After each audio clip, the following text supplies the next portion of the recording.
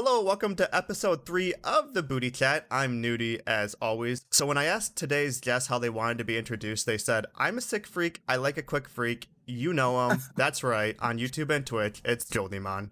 How are you doing today? Hey Nate, and that was absolutely not true. I did not know anything about that. But hello everyone, I'm very excited to take part in this interview. Yeah, awesome. So I'm just gonna jump straight into it. Right from the get-go, I feel like your content was live stream focused first. You leveraged your live stream for content on YouTube. This is pretty common for streamers, especially on Twitch. I'm gonna keep. We'll get into some questions. I just want to provide some context for the listeners here. I think you immediately kind of stepped up, and so I want to give you credit where credit is deserved here when it comes to taking your content from Twitch and delivering it and massaging it for YouTube content. You provided good intros, you added tidbits with like text boxes. I feel like you added strategy and context around the decisions you made. So I have a few questions around just like the format of your video. Is that okay? Sure, okay. Yeah. So first of all, I want to know, how do you decide your intros? They were different before, but now I just look up the animal and like I don't know, like Stegosaurus. Well, I guess you can't really find Stegosaurus content, but like I don't know, penguin memes, penguin funny stuff like that, keywords, and I just try to look for an interesting one.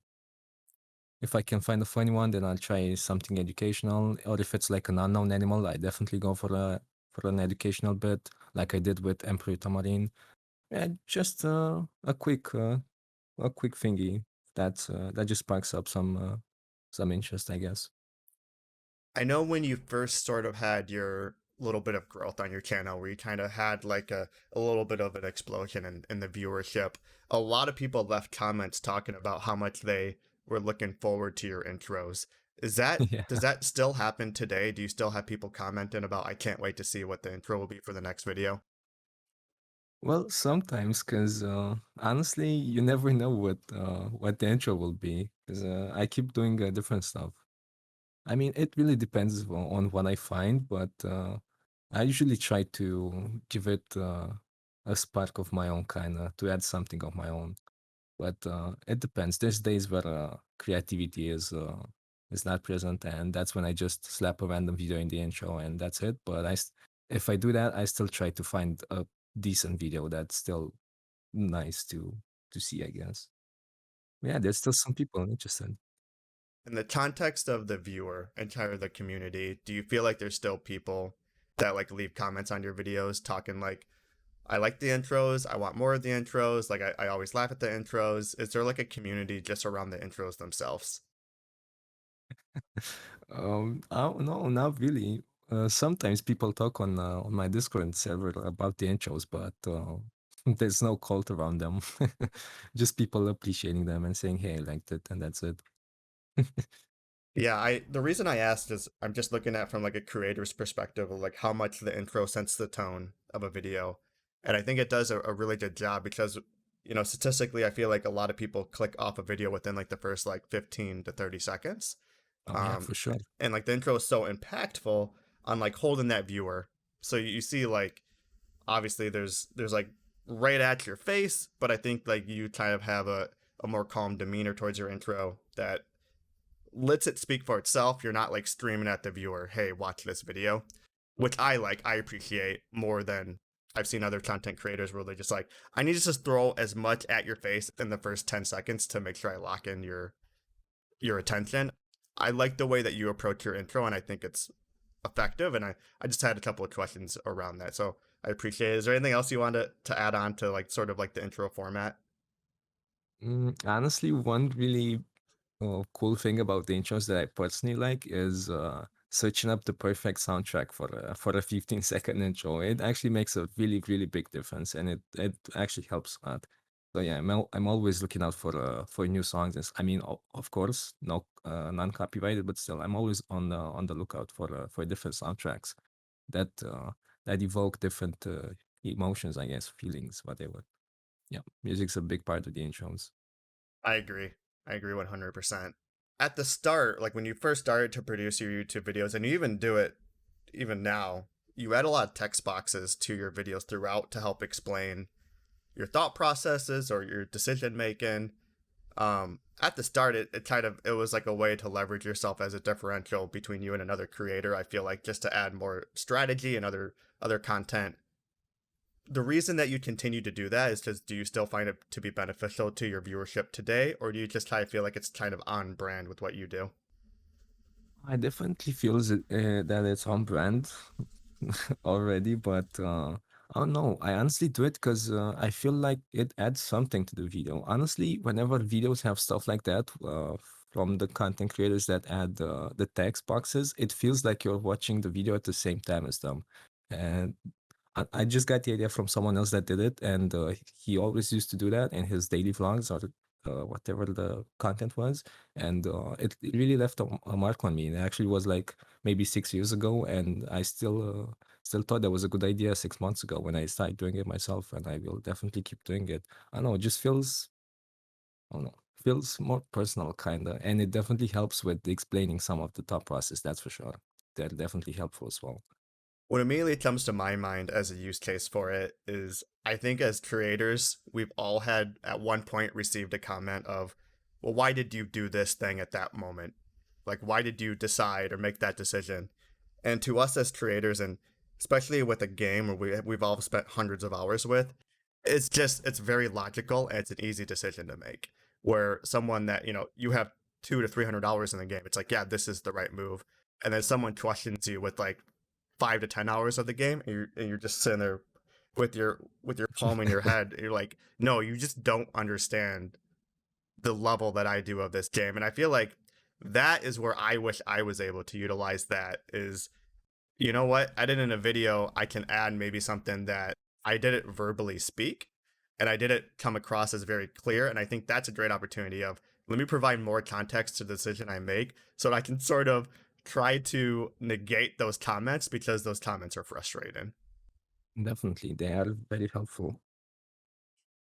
All right, we'll just kind of keep moving forwards. I noticed you recently started to include chapters and timestamps in your videos, and Oh I've yeah, dabbled yeah, with yeah. this a little bit. I played around it. I want to know from the perspective of a creator, what benefit do you see this from your perspective, but then also from the viewership perspective? What led you up to the decision of, you know what, I'm just gonna start adding timestamps for all of my videos? Honestly, I just started adding timestamps because they have been really helpful for me as a viewer on YouTube. Whenever I search up something, for example, I don't know, something tutorial, and I find like 10 examples, I open all of them, and I see whichever has like chapters and stuff like that.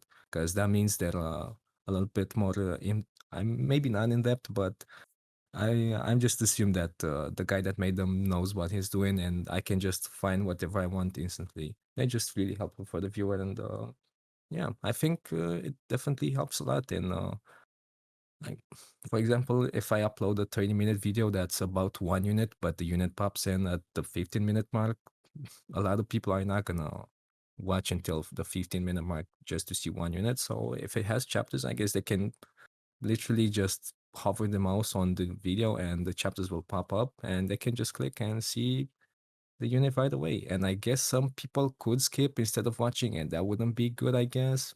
And speaking from a monetary sense, I guess, but I would rather just people see whatever they want to see instantly instead of just having to sit through something that they don't want to watch or just clicking away instantly and never watching the video. Yeah, I just think it's a really thoughtful for the viewers, honestly. I always really appreciate chapters whenever I watch a video. I think that's nice. Like you're setting aside monetary and like statistical like reasons to do it. It's mostly just from like the human element. I want the experience of watching my content to be as nice as possible. But I do have a follow-up question just because I'm another creator and I'm curious to see, have you seen any impactful changes as far as the data shows within like your retention that would indicate that what you're doing is either beneficial or negative? Is there a positive or negative reason to do the add the chapters to have the timestamps? Be honest, I haven't really checked analytics in like 1 or 2 months because I just wanted to take a mental break from all the data and just wanted to focus on doing what I want. But honestly, if I would check them now and see even I don't know if the stats are going down, and I could assume that they were going down because of the chapters, I would still do them. All right, that's great to hear. I appreciate that. That's good insight. I've also have stepped away from looking at analytics, but it's always in the back of my mind because that's just how my brain works. And a lot of when I started my channel was purely just from an analytics standpoint. And I got rewarded through the growth of focusing on those analytics. And it was when I actually stopped looking at them that I just started focusing on the creativity aspect that my channel started to change in a lot of ways as far as viewership goes.